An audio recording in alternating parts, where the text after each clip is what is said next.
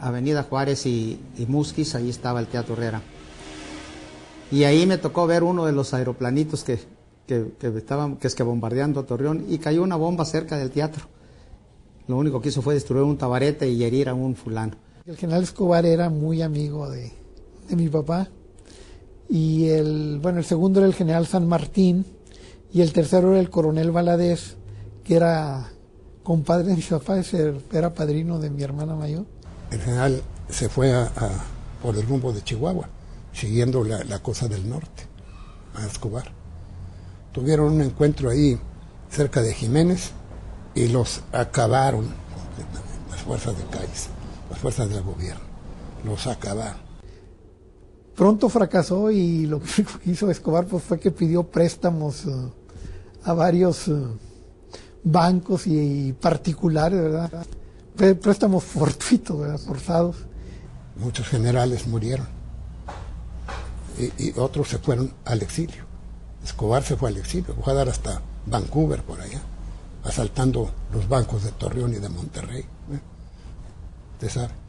Pues resulta que mi papá era escobarista, pues que apreciaba mucho al general y eran grandes amigos, pero ya resultó, como le dicen, no era la escobariada, y mi papá se tuvo que ir a Estados Unidos, y pues allá permaneció una temporada hasta que ya las cosas se arreglaron aquí en Torreón, ¿verdad? Nos tocó ver cuando estábamos dando la vuelta en la plaza que papá salía del Teatro Princesa rodeado de militares. Nos fuimos por mamá, que sabíamos que estaba allí, nos fuimos a la casa esperar a ver qué pasaba. Pues duró 15 días la cosa esa. A papá se lo llevó presto este señor, y nos platicaba después que allí en el campo militar se bajó este señor Ibarra a dar órdenes o algo, y dejó su pelerina ahí. Entonces él la aprovechó y la cogió y se posó en ella y se salió del campo, pues saludando a los soldados que encontraba, pues, andaba como si fuera militar, y se refugió en una casa de un amigo. Ahí duró hasta que se acabó todo el asunto. No hubo trascendencia pues grave aquí. Se cambiaron muchas autoridades porque vinieron los levantados, pusieron las autoridades, se fueron los levantados, al mes y medio otra vez vinieron las autoridades electas, que era don Aureliano Rodríguez Tamés.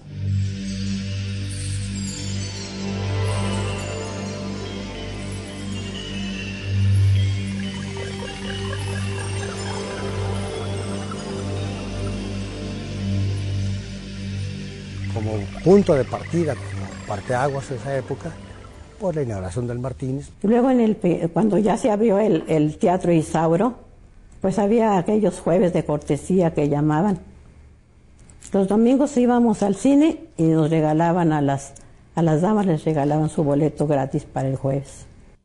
Me ponía en la parte de adelante de unos palcos que estaban en el Isauro Martínez. Había unos palquitos ahí delante de la galería. Y yo no, de una parejita, ¿verdad? Y órale, maestro, ¿no quiere los dos asientos? Pues me daban cualquier cosa, pues con eso, mis semillas y mis dulces, y luego me iba hasta merito arriba de todo el Martínez allá. En una ocasión vino una cantante de ópera muy, muy famosa, y de allá estaba lleno en galería de la gente, pues que quería entrar, pero que no tenía para pagar el boleto, ¿verdad? Entonces empieza a cantar la señora, y un chifladero, que ya una pena, ¿verdad? Porque entonces mi abuelito se subió y con una escoba, así con palo en mano, se estuvo allá para que el que chiflara una vez más lo sacaban. Entonces allá se estuvo cuidando que se portaran bien toda la gente, y ya controló la situación.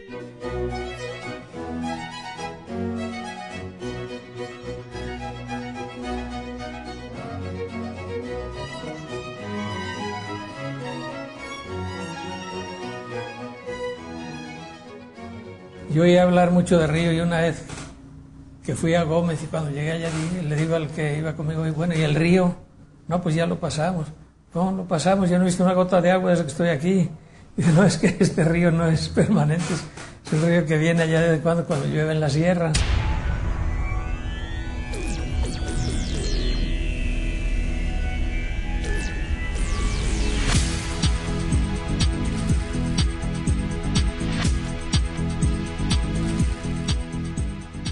coopere y habrá puente.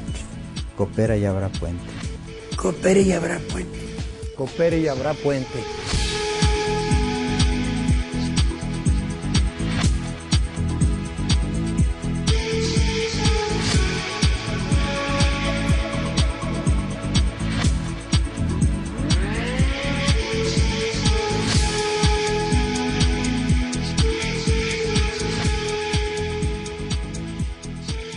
Hicieron una sociedad que se constituyó en 1926, en el cual estaban pues el señor Julio Luján, el señor Orbañanos, estaba don Antonio de Juan Bels, estaba el ingeniero González Fariño, que también fue algo muy importante dentro de la construcción, el señor Agustín Zarzosa.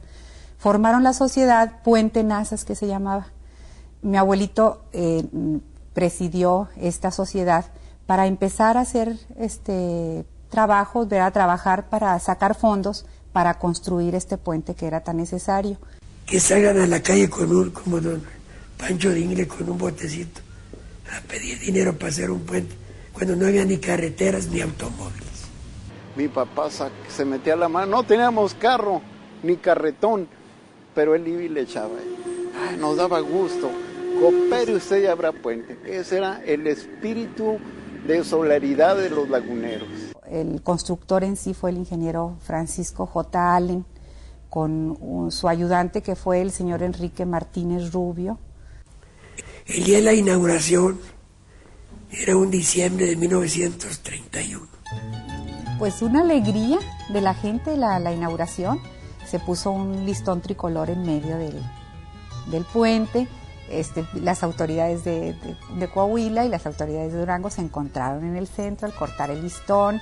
Se juntaron los dos equipos de Durango y Coahuila a juntarse en medio y no cabían. Un desorden muy mexicano.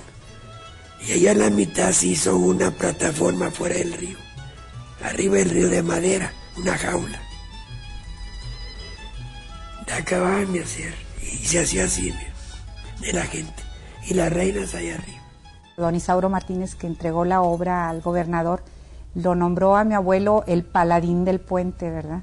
El precursor, el Siglo de Torreón sacó una fotografía en grande donde nombra como el gran precursor del puente Nazas, ¿verdad?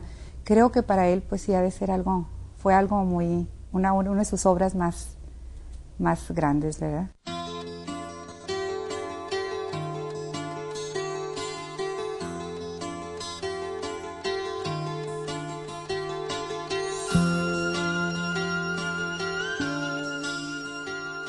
Cuando yo vine aquí el 30, había ya algunos perforadores, ya estaban haciendo norias. Había pocos todavía, pero el agua estaba muy encima.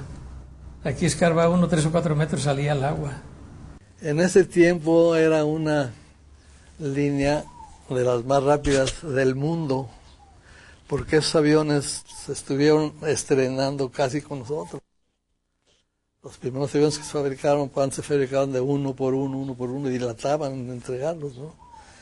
Entonces duraron 2-3 años en entregarlos todos, pero la ruta que teníamos nosotros con los Lockheed Vega de Ciudad Juárez, Chihuahua, Parral, Torreón, San Luis, o antes Aguascalientes o Zacatecas, San Luis Potosí, México. Los primeros años de la década de los 30 fueron muy difíciles.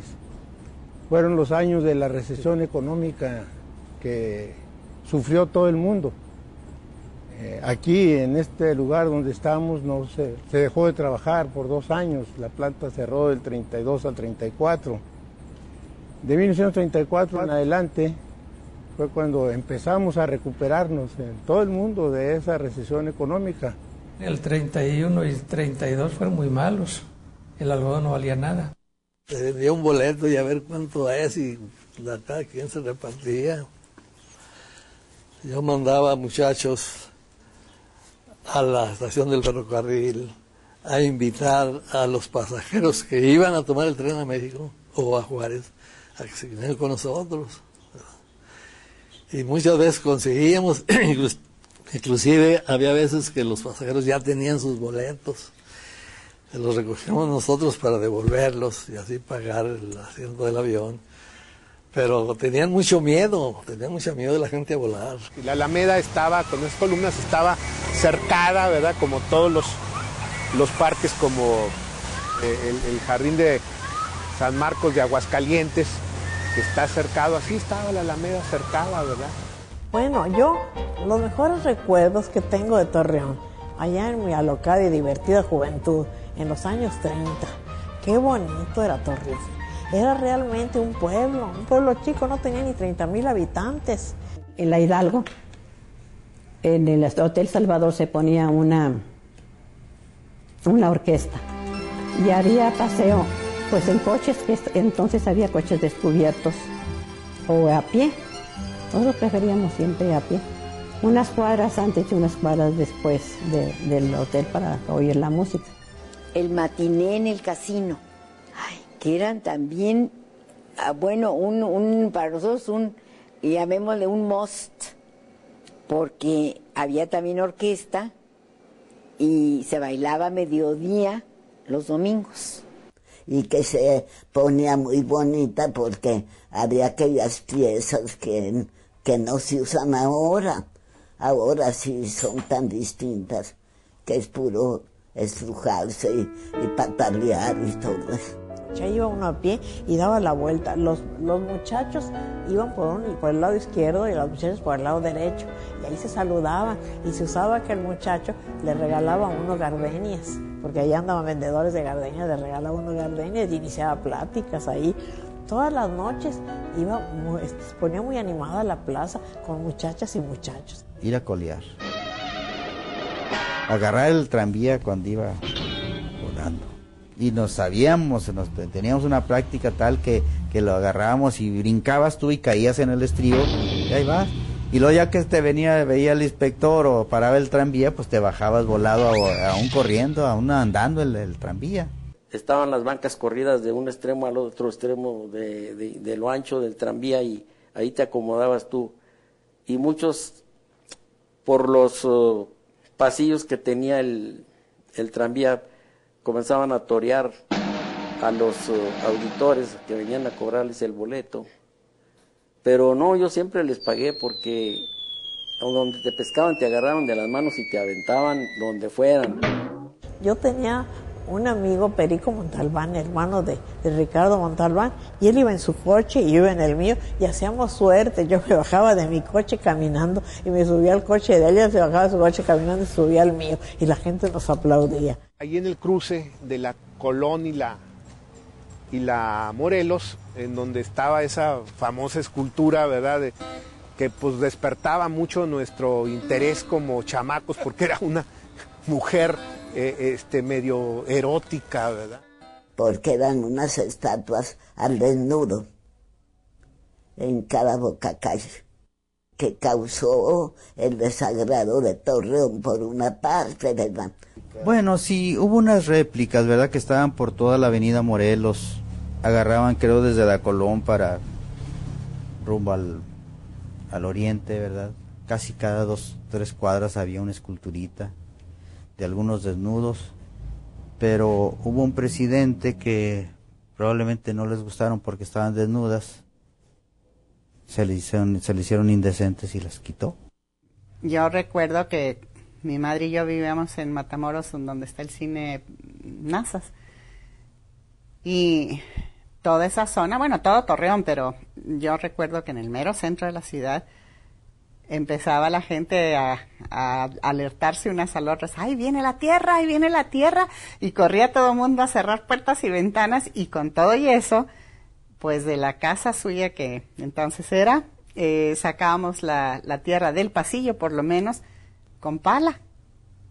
Se sacaban botes de tierra.